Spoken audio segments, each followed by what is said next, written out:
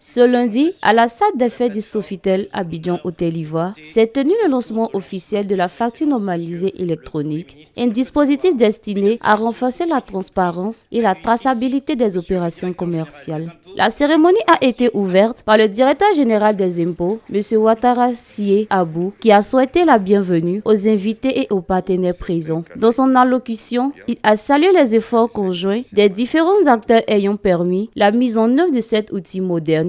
La facturation normalisée a été généralisée par l'année fiscale 2024. Et la facturation normalisée électronique est devenue effective à partir de 2025. Il s'agit d'une véritable innovation. Une innovation structurante dont les objectifs et les retombées peuvent s'apprécier à plusieurs niveaux. Le système ne vise pas à renchérir les coûts d'exploitation des entreprises en les obligeant à investir dans de nouveaux outils. Chaque entreprise garde son système. La seule différence, c'est que maintenant, vous êtes connecté à notre plateforme. Vous êtes connecté à notre plateforme. Donc, toutes les factures que vous allez émettre, elles vont apparaître dans le système chez nous. C'est l'aspect électronique qui est là. Le ministre des Finances et du Budget, M. Adama Coulibaly, a rappelé l'importance du service fiscal dans le développement économique de la Côte d'Ivoire. Il a exhorté les contribuables, notamment les opérateurs économiques, à adhérer pleinement à cette réforme qui s'inscrit dans le dynamisme de bonne gouvernance. Il nous appartient à présent de maintenir le cap en continuant d'innover dans l'optique d'offrir aux contribuables un service public de qualité conformément à ce qu'ils sont à droit d'entendre de l'administration fiscale. Mesdames et messieurs les représentants du secteur privé, cet outil est le vôtre. Je vous invite à en tirer tous les bénéfices et toutes les facilités en termes de convivialité, de coût et de sécurité.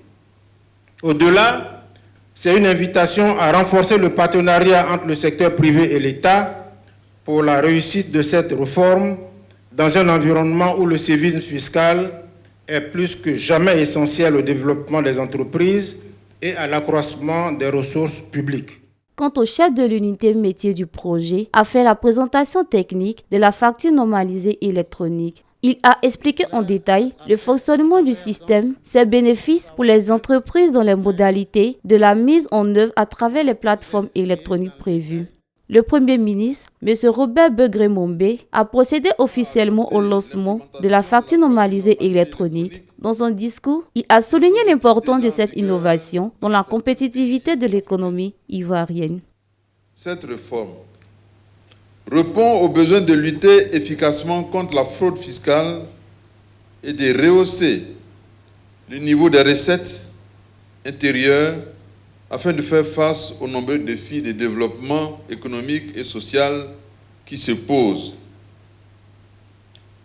Contrairement à ce que l'on pense, l'inéquité de l'impôt tue plus l'économie que le niveau élevé considéré par tous comme un facteur décourageant.